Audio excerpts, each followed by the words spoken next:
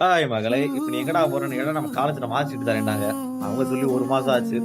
சரி நம்மளும் போறோம் மார்க் ஷீட் என்னைக்காவது வாங்கி வரணும் அப்டின்ட்டு. காலேஜுக்கு போய் காலேஜ்ல சுத்தி பார்த்துட்டு நல்லா போயிட்டு இருந்துச்சு. இது என்னோட மார்க் ஷீட் எல்லாம் பாஸ்போர்ட் குடுத்துருந்தாய்ங்க. எங்க ஸ்கூல்ல ஃபோன் அலோவ்ட் இல்லதுனால உள்ள வச்சுட்டேன்.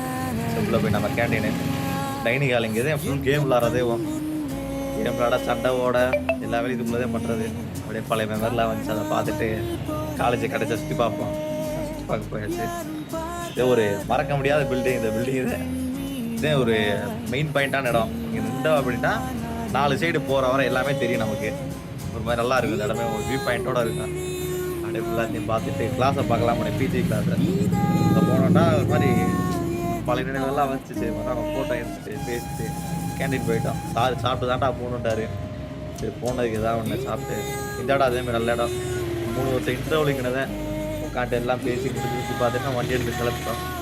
எங்கடா கேட்டா சாப்பிட போலான்டா. எங்க உட்காந்து சுத்தி பார்த்துட்டு கடைசியா ஒரு கடைக்கு போயிட்டோம். அங்க போய் சிக்கன் பிரியாணி, ஆளுக்கு குவார்டர் கிரில்லு சாப்பிட்டு கதை பேசிட்டு சாப்பிட்டோம். டேஸ்ட்டும் நல்லா தான் இருந்துச்சு. எல்லாத்தையும் எடுத்து வச்சு ஒரு பிக்சருக்கு எப்படி ஒரு ஃபோட்டோ ஒன்று எடுத்துட்டு சாப்பிட ஆரம்பிச்சோம்.